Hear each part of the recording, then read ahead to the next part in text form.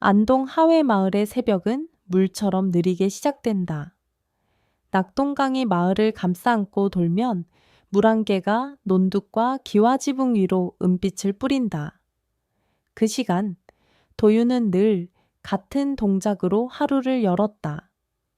대청마루 끝에 앉아 외할머니가 남긴 흑단 염주를 손에 쥐고 눈을 감는다. 밤새 까맣게 빛을 삼킨 염주는 신기하게도 해가 산마루를 넘기 전 꼭 다른 색으로 깨어났다. 어떤 날은 뼛가루 같은 흰빛으로, 어떤 날은 피물처럼 선연한 붉음으로, 처음엔 우연이라 여겼다. 그러나 염주의 색은 이상하리만치 마을의 하루와 맞아떨어졌다. 흰빛으로 바뀐 날이면 대개 좋은 소식이 들려왔다. 봄날 연희가 어렵사리 아이를 낳았던 아침, 염주는 하얗게 매끄러웠다.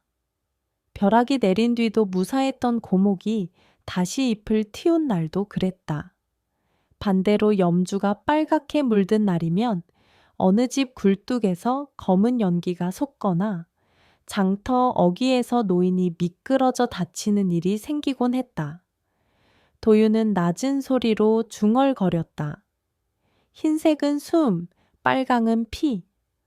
도윤이 이 염주를 받은 건 외할머니 금선이 세상을 떠나던 무렵이었다. 마지막 밤, 금선은 마당에 내려앉은 달빛을 한 줌 쥐듯 염주를 건네며 속삭였다. 이건 사람들 사이를 건너다니는 숨이야. 무서워하지 말고 물어라. 어느 쪽으로 가야 하는지. 그 말이 무슨 뜻인지 오랫동안 알 수 없었다. 다만 염주가 색을 바꿀 때마다 마을의 공기가 달라진다는 것만은 분명했다. 개들은 굴을 파듯 낮게 으르렁거렸고 사는 몸을 뒤척이는 듯 더 짙은 그림자를 떨구었다. 밤이 깊어질수록 봉정사 범종은 바람 없이도 미세하게 울림을 남겼다. 눈에 보이지 않는 귓바퀴가 어딘가에서 떨리는 듯한 그런 울림. 그날 새벽 물안개가 유난히 두터웠다. 들기름을 바른 종이처럼 하늘이 얇게 빛나는 시간, 도유는 염주를 무릎에 올려두고 숨을 골랐다. 염주는 처음 보는 기묘한 빛깔로 변하고 있었다. 한 알 한 알은 여전히 흑단이었지만 염주줄을 따라 얇은 흰실이 스며들듯 퍼졌다. 그리고 곧 맨 앞에 한 알이 깊은 산딸기처럼 붉게 박혔다. 흰빛과 붉은빛이 함께 그 미세한 선을 경계 삼아 서로를 밀고 당겼다. 도윤의 등줄기를 식은 공기가 훑었다. 그때 저 백구가 길게 울었다.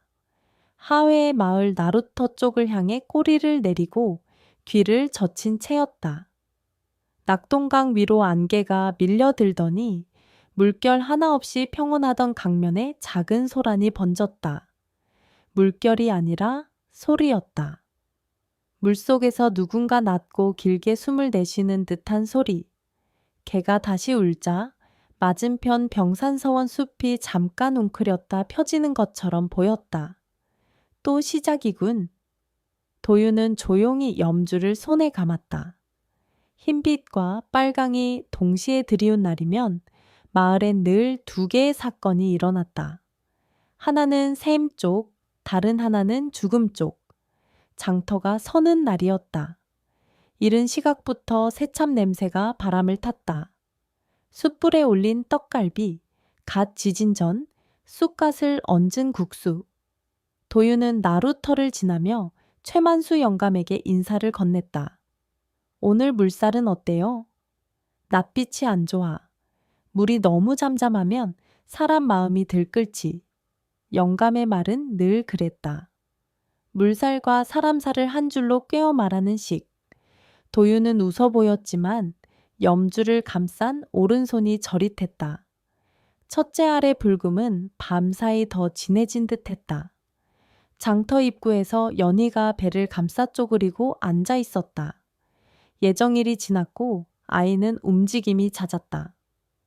스님이 오늘은 쉬라고 하셨어요. 봉정사 해담 스님은 어려운 이들 앞에선 말수가 적었다. 대신 눈빛이 길게 머물렀다. 그 눈빛 뒤에선 종소리가 흔들리듯 생각이 흔들렸다. 쉬어요. 해가 기울기 전에 집으로 가요. 도윤은 연희의 이마에 맺힌 땀방울을 수건으로 가볍게 닦아주었다. 백구는 연희 곁을 떠나지 않았다. 점심 즈음 갑작스레 비가 흩뿌렸다. 장맛비처럼 쏟아낼 듯 하다가도 사람들 옷깃만 적시고 멎는 비였다. 그 틈에 장터 한가운데서 작은 소동이 벌어졌다. 장정 하나가 술독을 나르다 발을 헛디뎌 넘어졌고 항아리가 깨졌다. 아무 일 아니었다. 사람들은 금방 웃으며 흩어졌다. 그러나 도유는 거기 깨진 항아리, 조각 위로 스민 붉은 장국, 그리고 그 위를 비스듬히 가로지르는 한 가닥의 흰실 같은 물줄기를 보았다. 염주의 아침이 장터 바닥 위로 내려 앉은 것처럼. 도윤 씨. 등 뒤에서 낮고 고른 목소리가 불렀다. 돌아보니 설인이었다. 몇 달 전부터 하회 마을에 머무는 여자. 외지 말씨였지만 수줍고 단정한 차림새 때문에 사람들은 곧 그를 마을 사람처럼 대했다. 설인의 눈동자는 새벽 강물처럼 탁하지도 맑지도 않았다. 그 염주, 오늘은 어떤가요? 그는 왜인지 그에게 염주에 대해 물을 수 있는 사람이었다. 겁내지 않고 지나치게 믿지도 않는. 둘 다예요. 도유는 짧게 말했다. 하얗고 빨개요. 숨과 피가 같이 움직이는 날. 설이는 고개를 끄덕였다. 그럼 조심해야겠네요. 살려야 할 게 있고 막아야 할 게 있겠죠. 그는 장터 끝 하얀 천막을 가리켰다. 그 아래서 약초를 파는 노파가 기침을 하고 있었다. 기침이 그물처럼 길게 이어졌다. 저 여인은 오늘 밤을 넘기기 힘들지도 몰라요. 그런데 설이는 시선을 나루터 쪽으로 옮겼다. 강은 오늘 무엇을 데려가려 할까요? 오후가 기울 무렵 봉정사 범종이 한 번 울었다. 시간을 알리는 규칙적인 타종이 아니었다. 마치 누군가의 손끝이 종의 살을 가볍게 스칠 때 나는 미세한 진동 같은 울림. 도유는 서둘러 절로 올라갔다. 숲은 비를 잉태한 듯 젖어 있었고 길섭에서 하얀 뱀이 미끄러지듯 사라졌다. 염주의 흰빛이 틈에서 번져 나오듯 백사의 몸도 아무 흔적 없이 숲에 스며들었다. 범종루에 이르렀을 때 줄 끝에 걸려있던 나무추는 미세하게 흔들리고 있었다.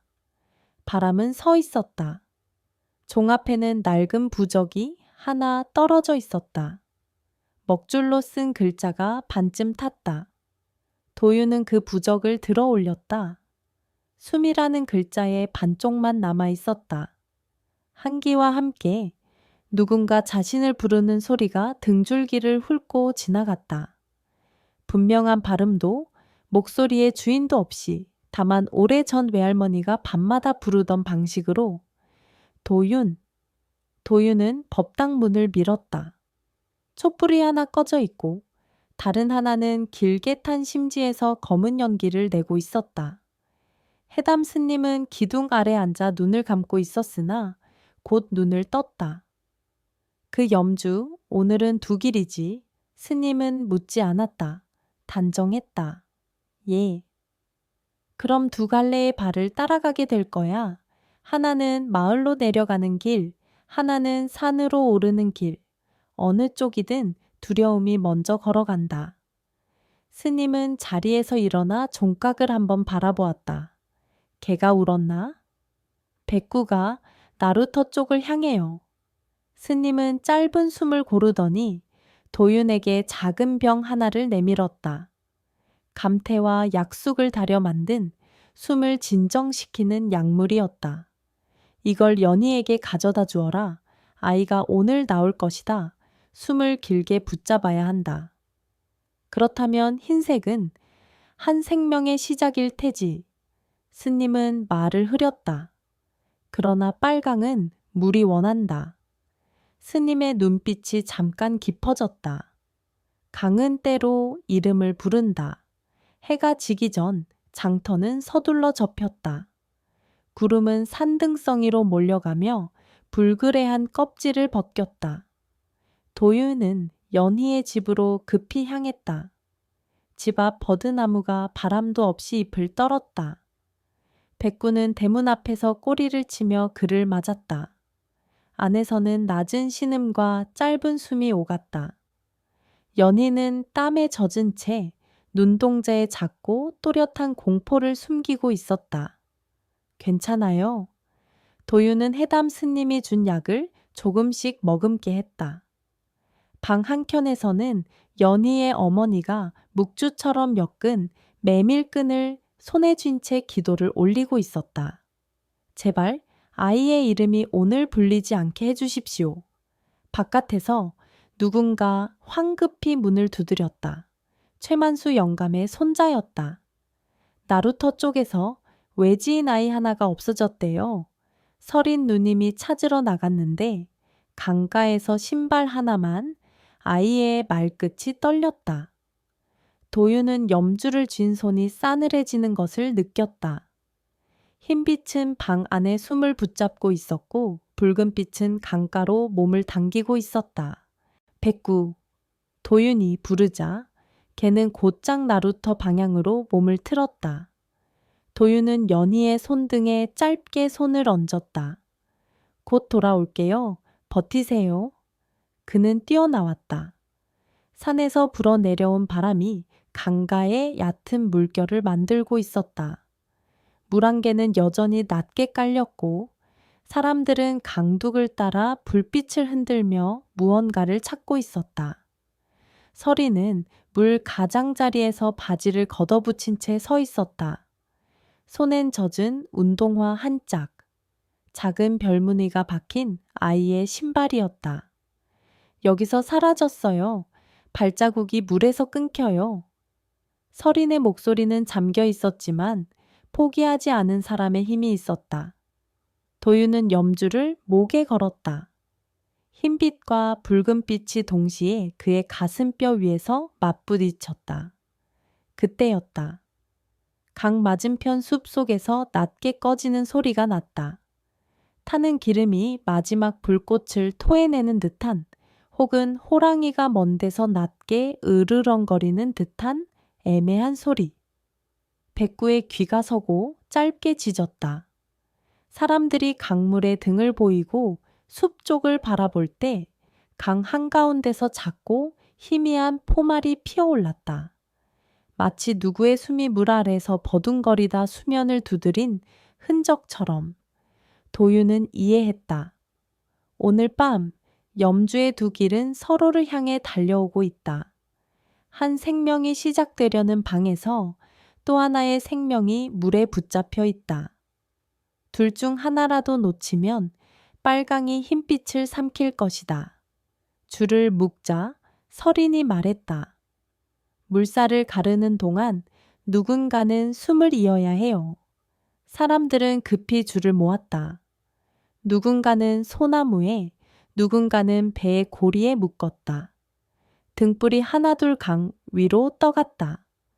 도유는 신발을 벗고 물에 들어섰다.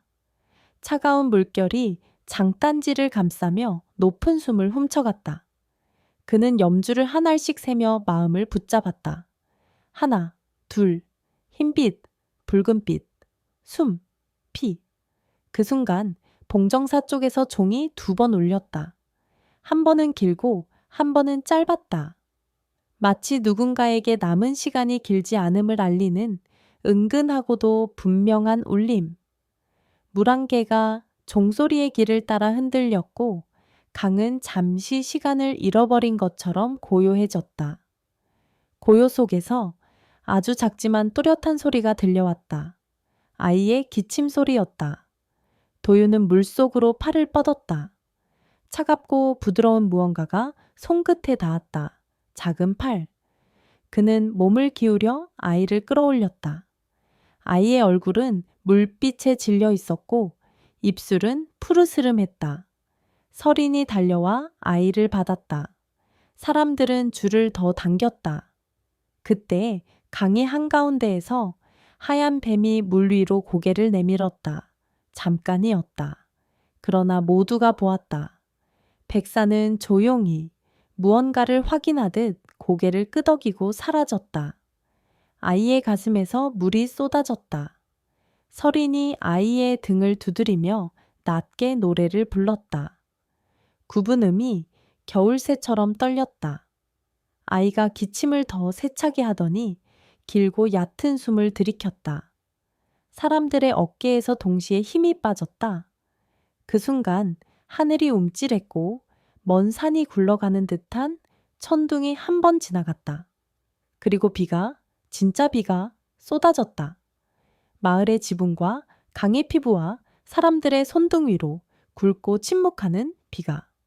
도유는 아이의 이마를 짚었다. 미열, 살아있다. 그는 염주를 내려다보았다. 붉게 박혀있던 첫 알이 아주 서서히 옅어지고 있었다. 대신 염주의 중간 어디쯤에서 보이지 않던 흰빛이 더 환해졌다. 숨과 피의 줄다리기가 아주 얇은 선 위에서 균형을 잡고 있었다.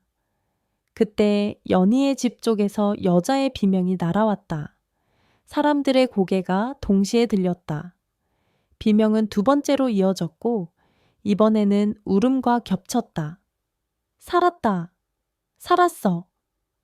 누군가가 소리쳤다. 아이가 세상으로 나왔다는 신호. 마을 위로 종이 다시 한번 울렸다. 이번엔 길게 그리고 부드럽게 흰빛이 붉은빛을 아주 잠깐 감싸 안는 소리였다. 그러나 도윤의 가슴 위 염주는 마지막으로 작은 떨림을 보였다. 흰빛과 빨강 사이 아주 얇은 틈으로 또 다른 색이 스며드는 듯했다. 새벽 아지랑이 같은 잿빛, 죽음도 삶도 아닌 아직 이름을 갖지 못한 어떤 그림자.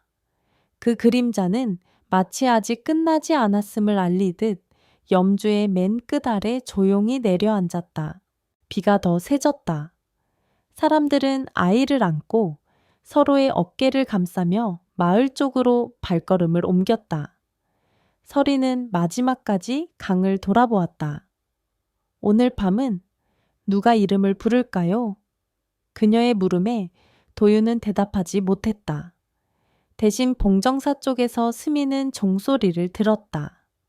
그 소리는 이상하게도 오늘 처음으로 도윤 자신의 이름을 분명히 불렀다. 도윤. 그 한 음절이 비보다 깊게, 염주보다 선명하게 그의 등뼈를 따라 내려왔다.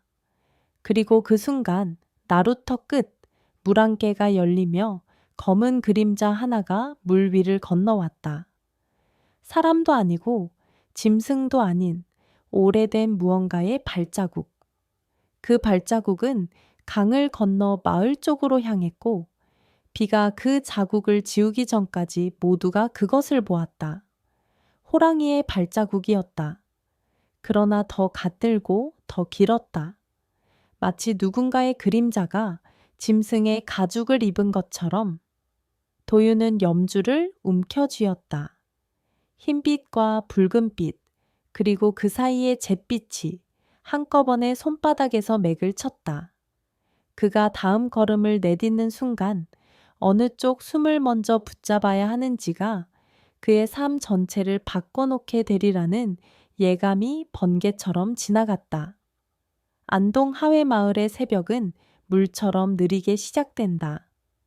낙동강이 마을을 감싸안고 돌면 물안개가 논둑과 기와지붕 위로 은빛을 뿌린다.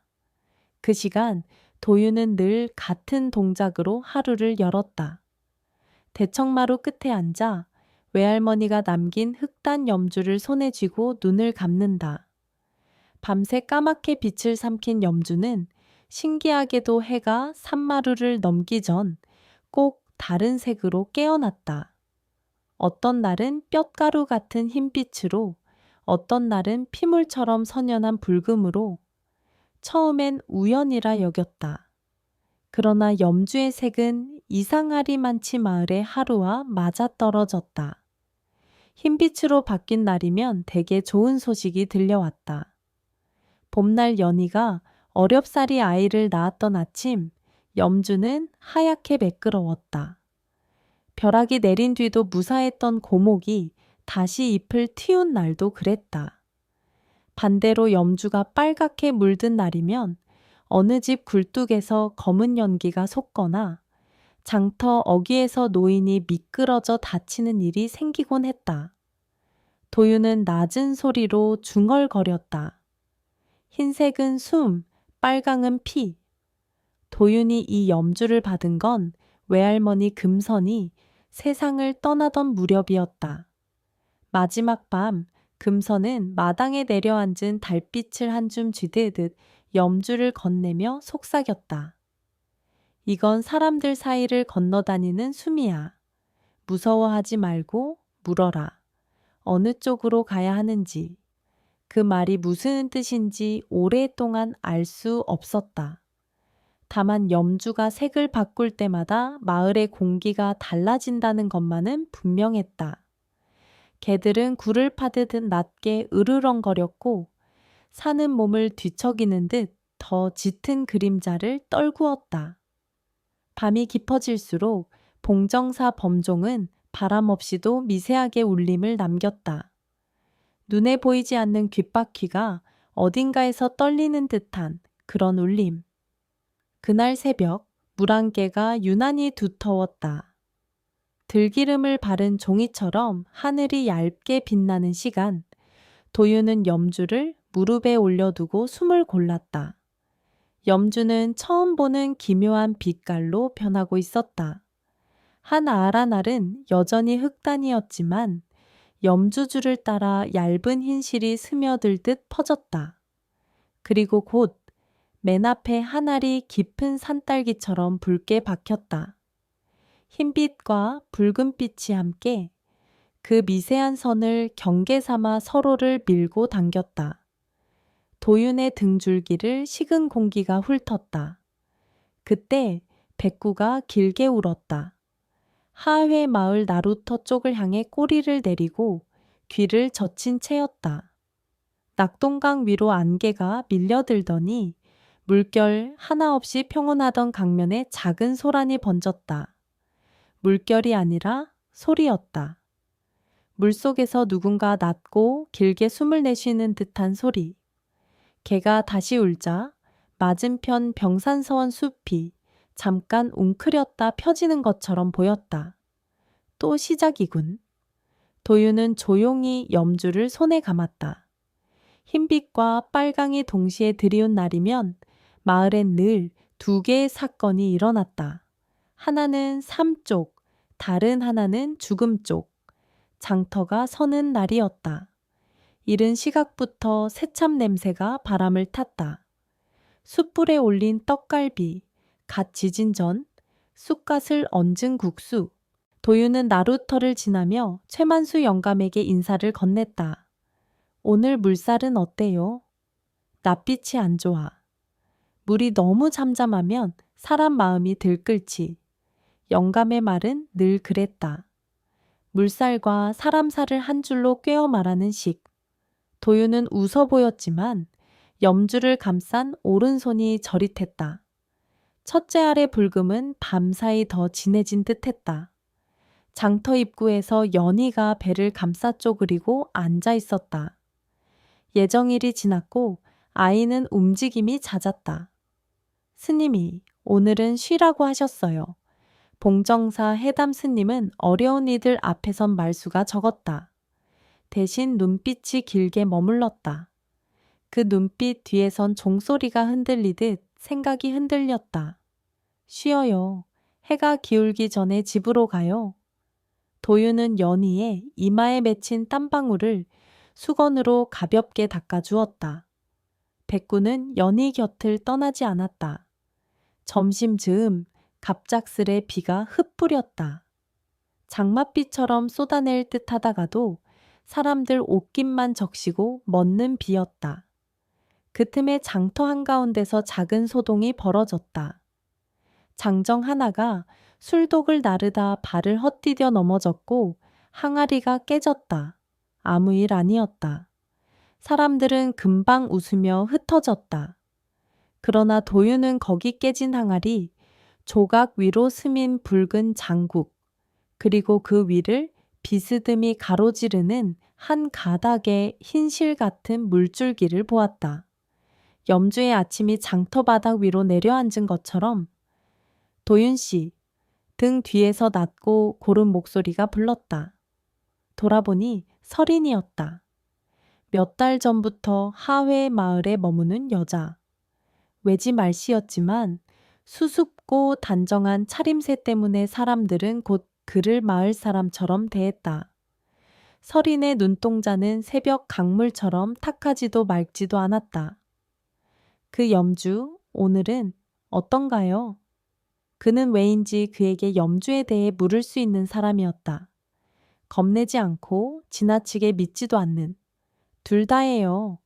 도윤은 짧게 말했다. 하얗고 빨개요. 숨과 피가 같이 움직이는 날, 설이는 고개를 끄덕였다. 그럼 조심해야겠네요. 살려야 할 게 있고 막아야 할 게 있겠죠. 그는 장터 끝 하얀 천막을 가리켰다. 그 아래서 약초를 파는 노파가 기침을 하고 있었다. 기침이 그물처럼 길게 이어졌다. 저 여인은 오늘 밤을 넘기기 힘들지도 몰라요. 그런데 설이는 시선을 나루터 쪽으로 옮겼다. 강은 오늘 무엇을 데려가려 할까요? 오후가 기울 무렵 봉정사 범종이 한 번 울었다. 시간을 알리는 규칙적인 타종이 아니었다. 마치 누군가의 손끝이 종의 살을 가볍게 스칠 때 나는 미세한 진동 같은 울림. 도윤은 서둘러 절로 올라갔다. 숲은 비를 잉태한 듯 젖어 있었고 길섭에서 하얀 뱀이 미끄러지듯 사라졌다. 염주의 흰빛이 틈에서 번져 나오듯 백사의 몸도 아무 흔적 없이 숲에 스며들었다. 범종로에 이르렀을 때 줄 끝에 걸려있던 나무추는 미세하게 흔들리고 있었다. 바람은 서 있었다. 종 앞에는 낡은 부적이 하나 떨어져 있었다. 먹줄로 쓴 글자가 반쯤 탔다. 도윤은 그 부적을 들어 올렸다. 숨이라는 글자의 반쪽만 남아 있었다. 한기와 함께 누군가 자신을 부르는 소리가 등줄기를 훑고 지나갔다. 분명한 발음도 목소리의 주인도 없이 다만 오래전 외할머니가 밤마다 부르던 방식으로 도윤. 도윤은 법당 문을 밀었다. 촛불이 하나 꺼져 있고 다른 하나는 길게 탄 심지에서 검은 연기를 내고 있었다. 해담 스님은 기둥 아래 앉아 눈을 감고 있었으나 곧 눈을 떴다. 그 염주, 오늘은 두 길이지. 스님은 묻지 않았다. 단정했다. 예? 그럼 두 갈래의 발을 따라가게 될 거야. 하나는 마을로 내려가는 길, 하나는 산으로 오르는 길. 어느 쪽이든 두려움이 먼저 걸어간다. 스님은 자리에서 일어나 종각을 한번 바라보았다. 개가 울었나? 백구가 나루터 쪽을 향해요. 스님은 짧은 숨을 고르더니 도윤에게 작은 병 하나를 내밀었다. 감태와 약숙을 달여 만든 숨을 진정시키는 약물이었다. 이걸 연희에게 가져다 주어라. 아이가 오늘 나올 것이다. 숨을 길게 붙잡아야 한다. 그렇다면 흰색은 한 생명의 시작일 테지. 스님은 말을 흐렸다. 그러나 빨강은 물이 원한다. 스님의 눈빛이 잠깐 깊어졌다. 강은 때로 이름을 부른다. 해가 지기 전 장터는 서둘러 접혔다. 구름은 산등성이로 몰려가며 불그레한 껍질을 벗겼다. 도윤은 연희의 집으로 급히 향했다. 집 앞 버드나무가 바람도 없이 잎을 떨었다. 백구는 대문 앞에서 꼬리를 치며 그를 맞았다. 안에서는 낮은 신음과 짧은 숨이 오갔다. 연희는 땀에 젖은 채 눈동자에 작고 또렷한 공포를 숨기고 있었다. 괜찮아요. 도유는 해담 스님이 준 약을 조금씩 머금게 했다. 방 한켠에서는 연희의 어머니가 묵주처럼 몇근 메밀끈을 손에 쥔 채 기도를 올리고 있었다. 제발 아이의 이름이 오늘 불리지 않게 해주십시오. 바깥에서 누군가 황급히 문을 두드렸다. 최만수 영감의 손자였다. 나루터 쪽에서 외지인 아이 하나가 없어졌대요. 서린 누님이 찾으러 나갔는데 강가에서 신발 하나만 아이의 말끝이 떨렸다. 도유는 염주를 쥔 손이 싸늘해지는 것을 느꼈다. 흰빛은 방 안에 숨을 붙잡고 있었고 붉은빛은 강가로 몸을 당기고 있었다. 백구, 도윤이 부르자 걔는 곧장 나루터 방향으로 몸을 틀었다. 도윤은 연희의 손등에 짧게 손을 얹었다. 곧 돌아올게요. 버티세요. 그는 뛰어나왔다. 산에서 불어내려온 바람이 강가의 얕은 물결을 만들고 있었다. 물안개는 여전히 낮게 깔렸고 사람들은 강둑을 따라 불빛을 흔들며 무언가를 찾고 있었다. 서리는 물 가장자리에서 바지를 걷어붙인 채 서 있었다. 손엔 젖은 운동화 한 짝, 작은 별무늬가 박힌 아이의 신발이었다. 여기서 사라졌어요. 발자국이 물에서 끊겨요. 서린의 목소리는 잠겨 있었지만 포기하지 않은 사람의 힘이 있었다. 도유는 염주를 목에 걸었다. 흰빛과 붉은빛이 동시에 그의 가슴뼈 위에서 맞부딪혔다. 그때였다. 강 맞은편 숲속에서 낮게 꺼지는 소리가 났다. 타는 기름이 마지막 불꽃을 토해내는 듯한 혹은 호랑이가 먼 데서 낮게 으르렁거리는 듯한 애매한 소리. 백구의 귀가 서고 짧게 짖었다. 사람들이 강물에 등을 보이고 숲 쪽을 바라볼 때 강 한가운데서 작고 희미한 포말이 피어올랐다. 마치 누구의 숨이 물 아래서 버둥거리다 수면을 두드린 흔적처럼. 도유는 이해했다. 오늘 밤 염주의 두 길은 서로를 향해 달려오고 있다. 한 생명이 시작되려는 방에서 또 하나의 생명이 물에 붙잡혀 있다. 둘 중 하나라도 놓치면 빨강이 흰빛을 삼킬 것이다. 줄을 묶자 서린이 말했다. 물살을 가르는 동안 누군가는 숨을 이어야 해요. 사람들은 급히 줄을 모았다. 누군가는 소나무에, 누군가는 배의 고리에 묶었다. 등불이 하나둘 강 위로 떠갔다. 도유는 신발을 벗고 물에 들어섰다. 차가운 물결이 장단지를 감싸며 높은 숨을 훔쳐갔다. 그는 염주를 한 알씩 세며 마음을 붙잡았다. 하나, 둘, 흰빛, 붉은빛, 숨, 피. 그 순간 봉정사 쪽에서 종이 2번 울렸다. 한 번은 길고 한 번은 짧았다.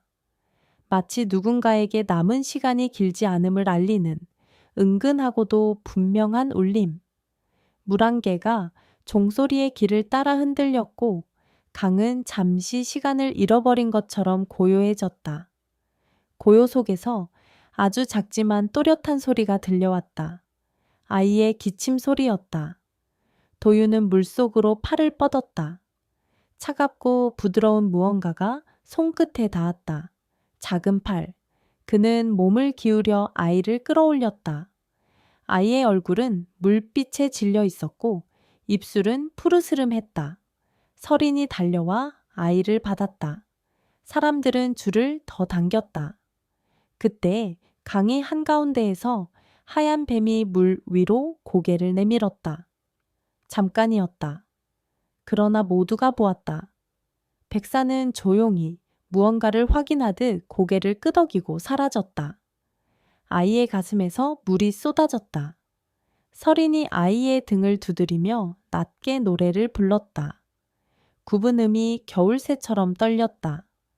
아이가 기침을 더 세차게 하더니 길고 얕은 숨을 들이켰다. 사람들의 어깨에서 동시에 힘이 빠졌다. 그 순간 하늘이 움찔했고 먼 산이 굴러가는 듯한 천둥이 한 번 지나갔다. 그리고 비가, 진짜 비가 쏟아졌다. 마을의 지붕과 강의 피부와 사람들의 손등 위로 굵고 침묵하는 비가. 도윤은 아이의 이마를 짚었다. 미열, 살아있다. 그는 염주를 내려다보았다. 붉게 박혀있던 첫 알이 아주 서서히 옅어지고 있었다. 대신 염주의 중간 어디쯤에서 보이지 않던 흰빛이 더 환해졌다. 숨과 피의 줄다리기가 아주 얇은 선 위에서 균형을 잡고 있었다. 그때 연희의 집 쪽에서 여자의 비명이 날아왔다. 사람들의 고개가 동시에 들렸다. 비명은 두 번째로 이어졌고 이번에는 울음과 겹쳤다. 살았다. 살았어. 누군가가 소리쳤다. 아이가 세상으로 나왔다는 신호. 마을 위로 종이 다시 한번 울렸다. 이번엔 길게 그리고 부드럽게 흰빛이 붉은빛을 아주 잠깐 감싸 안는 소리였다. 그러나 도윤의 가슴 위 염주는 마지막으로 작은 떨림을 보였다. 흰빛과 빨강 사이 아주 얇은 틈으로 또 다른 색이 스며드는 듯했다. 새벽 아지랑이 같은 잿빛, 죽음도 삶도 아닌 아직 이름을 갖지 못한 어떤 그림자. 그 그림자는 마치 아직 끝나지 않았음을 알리듯 염주의 맨 끝 아래 조용히 내려앉았다. 비가 더 세졌다. 사람들은 아이를 안고 서로의 어깨를 감싸며 마을 쪽으로 발걸음을 옮겼다. 서리는 마지막까지 강을 돌아보았다. 오늘 밤은 누가 이름을 부를까요? 그녀의 물음에 도윤은 대답하지 못했다. 대신 봉정사 쪽에서 스미는 종소리를 들었다. 그 소리는 이상하게도 오늘 처음으로 도윤 자신의 이름을 분명히 불렀다. 도윤. 그 한 음절이 비보다 깊게, 염주보다 선명하게 그의 등뼈를 따라 내려왔다. 그리고 그 순간 나루터 끝 물안개가 열리며 검은 그림자 하나가 물 위를 건너왔다. 사람도 아니고 짐승도 아닌 오래된 무언가의 발자국. 그 발자국은 강을 건너 마을 쪽으로 향했고 비가 그 자국을 지우기 전까지 모두가 그것을 보았다.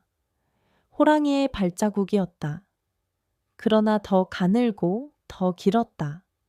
마치 누군가의 그림자가 짐승의 가죽을 입은 것처럼. 도윤은 염주를 움켜쥐었다. 흰빛과 붉은빛, 그리고 그 사이의 잿빛이 한꺼번에 손바닥에서 맥을 쳤다. 계속 그가 다음 걸음을 내딛는 순간 어느 쪽 숨을 먼저 붙잡아야 하는지가 그의 삶 전체를 바꿔놓게 되리라는 예감이 번개처럼 지나갔다. 밤은 길고 바람은 낮았다.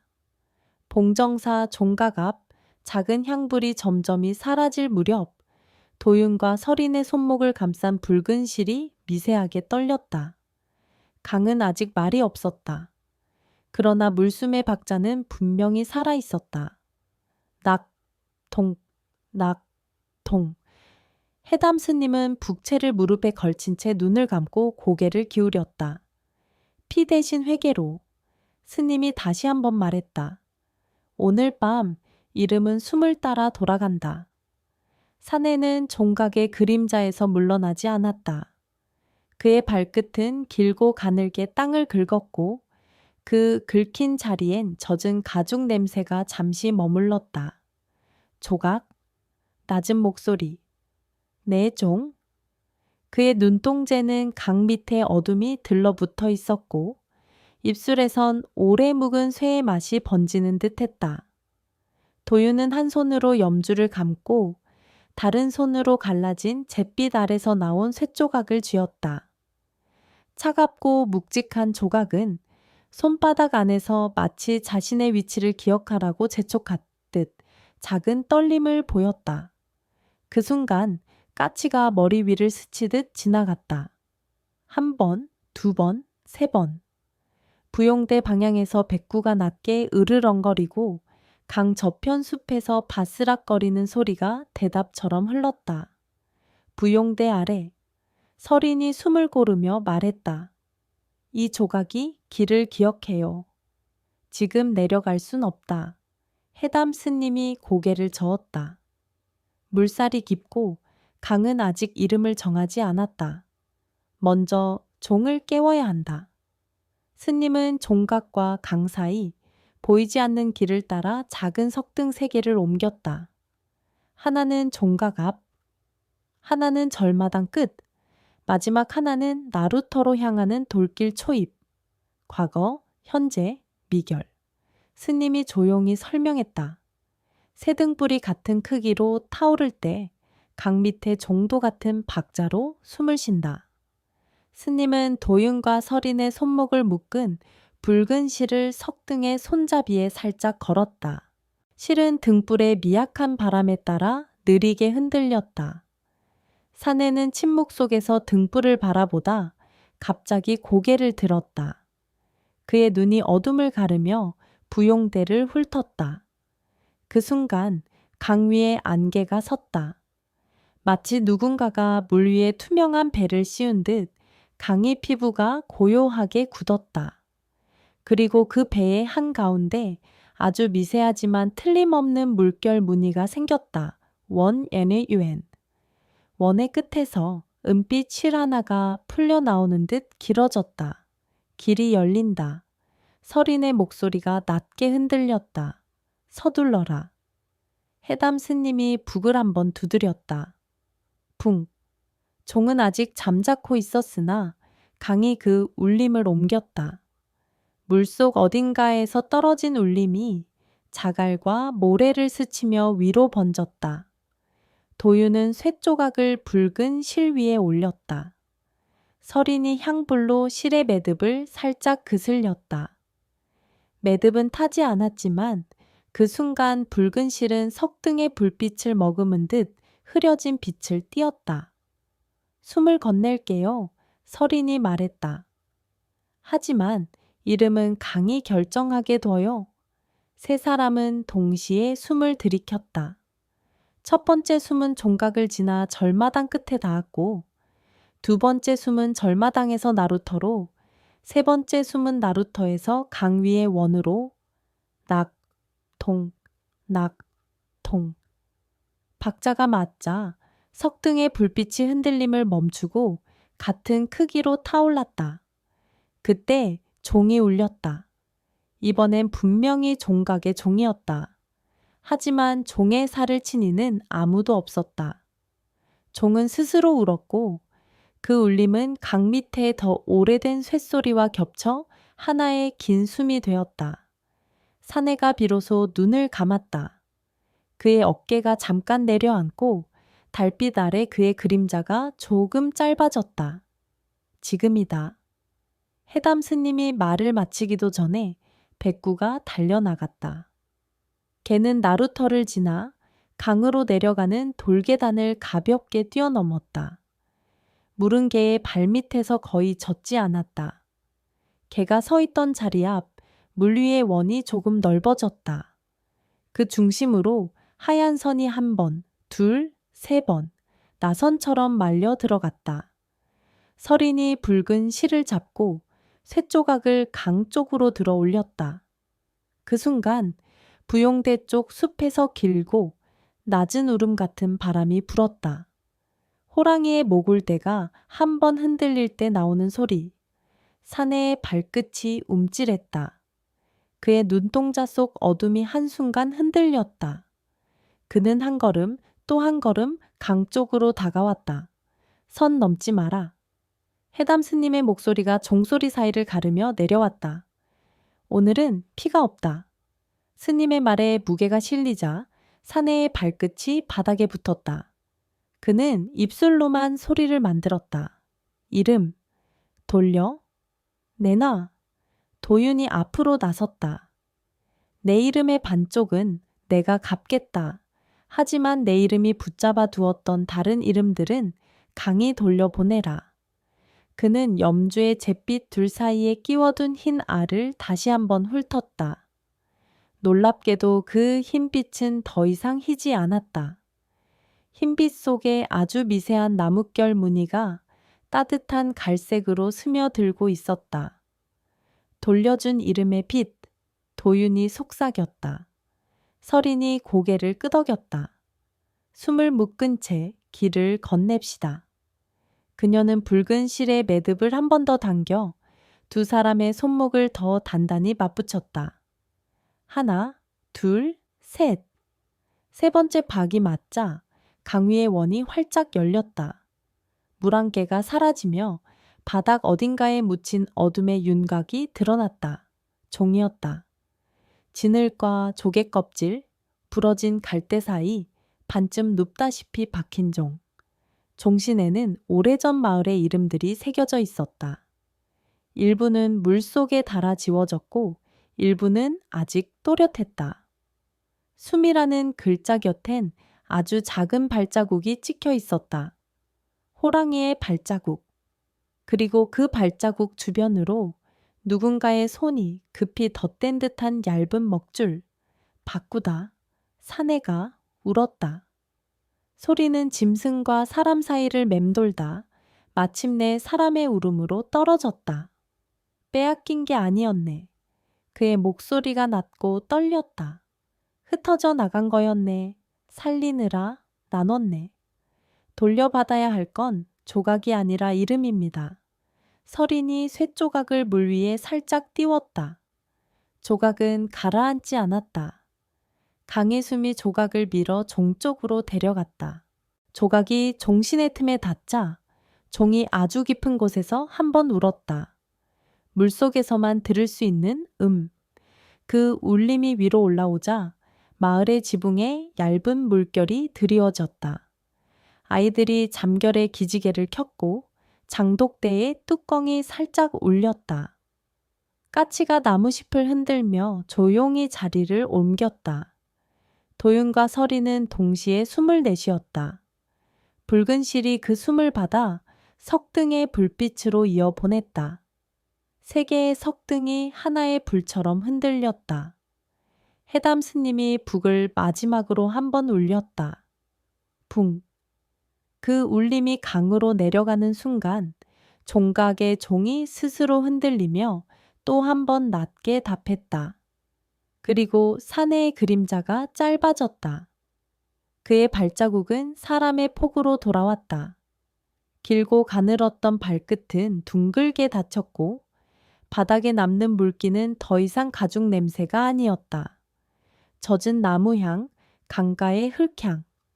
그는 어깨를 펴고 종각을 바라보았다. 이름. 사내는 손으로 가슴을 가볍게 쳤다. 돌아왔다. 서린의 뺨에 눈물이 고였다. 그럼 내 이름은요? 사내는 서린을 보았다. 긴 시간 강을 건너온 눈빛이 처음으로 부드러워졌다. 그는 아주 조심스레 서린의 이마 앞 허공에 손가락을 가져갔다. 바람이 손끝을 스쳐 지나가며 보이지 않는 글자를 그렸다. 그 글자는 잠시 후 서린의 눈동자에 비쳤다. 작은 놀람, 그리고 긴 안도의 물결. 찾았어요. 서린이 속삭였다. 아주 오래전에 누군가가 나에게 붙여준 가장자리. 그것도 돌아왔어요. 다만 한 획이 다르게. 한 획이 다른 이유는 네가 다른 길을 택했기 때문. 해담 스님이 말했다. 피가 아닌 회개로 잿빛을 흰빛으로 돌렸기 때문이지. 그래서 내 이름은 옛 이름과 같으면서도 새로운 이름이다. 그 순간 강 위로 백사가 고개를 들었다. 새벽빛보다 더 얇은 흰선. 백사는 종의 윗부분을 한번, 사람들의 발치를 한번, 그리고 하늘을 한번 바라보았다. 마치 세 곳의 숨을 확인한다는 듯, 그리고 고개를 천천히 끄덕였다. 백구가 한번 짖더니 꼬리를 낮게 흔들었다. 부용대 위로 바람이 바뀌었다. 밤새 눌러앉던 공기가 풀리며 숲은 젖은 나무잎을 서로 비벼 작은 빛을 냈다. 병산서원 쪽에서 까치가 마지막으로 한 번 울고 멀리 들 넘어 닳기 일찍이 울음을 예고했다. 아직 새벽 전, 그러나 어둠은 한 겹 벗겨진 시간. 장부. 서린이 조심스럽게 펼쳤다. 잿빛으로 남아있던 점 하나가 천천히 그리고 스스로 따뜻한 갈색으로 번졌다. 흰빛도 붉은빛도 아닌 나무의 속살색. 도윤의 염주에서 보였던 그 빛과 똑같았다. 돌려준 이름의 빛, 그녀가 되뇌었다. 기록에도 남네요. 해담 스님이 미소를 지었다. 오늘부터 이 장부엔 새로운 점이 생길 거다. 빚이 아니라 돌려줌의 점. 사내는 종각 뒤쪽, 강으로 향하는 길을 바라보았다. 그의 그림자엔 더 이상 호랑이의 무늬가 얹히지 않았다. 다만 어깨 끝에 바람에 젖은 갈대가 스친 흔적처럼 연한 선이 남았다. 나는 어디로? 사내가 물었다. 물은 결국 바다를 찾는다. 스님이 답했다. 내 이름도 더 큰 물로 가겠지. 그러나 돌아보면 늘 강이 있다. 그때 종이 너를 부르지 않을 것이다. 네가 내 이름으로 부를 것이니. 사내는 고개를 끄덕였다. 그는 강 쪽으로 몇 걸음 걸었다가 멈추어 도윤과 서린을 돌아보았다. 그리고 아주 천천히 두 손을 가슴 앞에 모았다. 절하는 몸짓. 짐승의 그림자가 아닌 사람의 감사. 그가 몸을 돌려 강 속으로 사라질 때 물은 거의 흔들리지 않았다. 다만 작은 원 하나가 생겨 나루터 아래 돌계단을 쓰다듬고 갔다. 새벽이 밝아오자 마을은 새로운 숨을 들이켰다. 연희의 집에서는 아기가 잠결에 웃었다. 장독대 위에 내걸어둔 천은 촉촉이 젖었고 골목의 돌길은 어제보다 밝았다. 약초 노파는 장터 끝에 천막을 새로 세우고 작은 종지를 2개 내놓았다. 하나엔 감초, 다른 한엔 말린 쑥, 그리고 가운데엔 아주 얇은 붉은 실 한 가닥을 감은 나무 조각을 놓았다. 나무 조각엔 작게 글자가 새겨져 있었다. 호에게. 최만수 영감은 나루터에서 배의 밧줄을 고쳐 묶으며 중얼거렸다. 물살이 조용하면 사람살이 들끓지. 그러더니 덧붙였다. 그러나 오늘은 사람살도 고요하구먼. 백구는 그 말 끝에 하품을 크게 하고 노을빛이 지워진 하늘을 잠깐 올려다봤다. 도윤은 대청마루 끝에 앉아 염주를 펼쳐보았다. 흑단의 알들이 서늘한 새벽을 머금고 조용히 있었다. 그는 해가 산등선을 넘기 전까지 기다렸다. 매일 그러했듯 색이 바뀌는 그 순간을 보기 위해 빛이 기와의 등줄기를 타고 마루에 닿자 염주는 조금씩 빛을 드러냈다. 한 알, 흰빛. 그러나 그 흰빛 속엔 나뭇결의 갈색이 아주 얇게 섞여 있었다. 또 한 알, 따뜻한 속살빛. 그리고 나머지 조용한 흙. 붉은 빛은 어디에도 없었다. 잿빛도 더 이상 보이지 않았다. 오늘은 돌려준 이름의 날. 도윤이 미소를 지었다. 그때 바람을 타고 종소리가 한번 흘렀다. 봉정사에서가 아니라 강 밑 어디선가. 그러나 그 소리는 이젠 낯설지 않았다. 두려움이 아닌 깨끗한 기억처럼. 외할머니 금선의 마지막 속삭임이 그 종소리 위로 겹쳐 들려왔다. 무서워하지 말고 물어라. 어느 쪽으로 가야 하는지. 도윤은 염주를 가만히 쥐고 눈을 감았다. 물어야 할 이유가 사라진 듯 했으나 물어야 할 길은 여전히 열려 있었다. 문턱을 나서려던 찰나 서린이 마당으로 들어왔다. 햇빛에 젖은 머리카락에서 물방울이 또렷이 떨어졌다. 그녀는 장부를 품에 안은 채 밝은 얼굴로 말했다. 오늘 장부에 첫 기록을 새겼어요. 돌려준 이름의 빛, 첫째 날. 그리고 그녀는 장부의 가장 마지막 장을 펼쳐 보였다. 거기엔 얇은 먹줄로 세 문장이 적혀 있었다. 병산 건너 부용대 아래 이름을 돌려놓다. 그 아래엔 발자국이 하나, 이번엔 호랑이가 아니라 사람의 발자국. 이제 노래가 박자를 찾았어요. 서린이 미소를 지었다. 강가에서 저도 겁내지 않고 첫 박을 꺼낼 수 있겠어요. 그 노래에 맞춰 아이의 이름을 불러줍시다. 도윤이 말했다. 그는 어젯밤 주머니에 넣었던 작은 종이를 꺼내 펼쳤다. 아기의 이름이 오늘 불리지 않게 해주십시오. 도윤은 그 종이를 종각 아래 돌틈에 살짝 끼워 두었다. 오늘은 불러도 된다. 두 사람은 함께 연희의 집으로 걸음을 옮겼다. 골목에 버드나무가 바람없이 잎을 떨었다. 까치가 짧게 울고 하늘은 얇게 열렸다. 마을 어귀에서 아이의 울음이 새로이 시작되었다. 울음은 날카롭지 않았고 물처럼 길었다. 도윤은 미소를 지으며 서린을 돌아보았다. 흰색은 숨, 그가 말했다. 그리고 돌려준 이름의 빛은 숨이 머무는 자리. 부용대 쪽에서 바람이 한 번 더 불었다. 강이 빛나며 작게 떨었다. 도윤은 염주를 한 번 더 쓰다듬고 대문을 밀었다. 나무 문틀에서 나뭇결의 향이 났다. 오늘의 이야기는 피가 아닌 회개로 끝났다. 그리고 내일의 이야기는 아마도 같은 빛으로 시작될 것이다.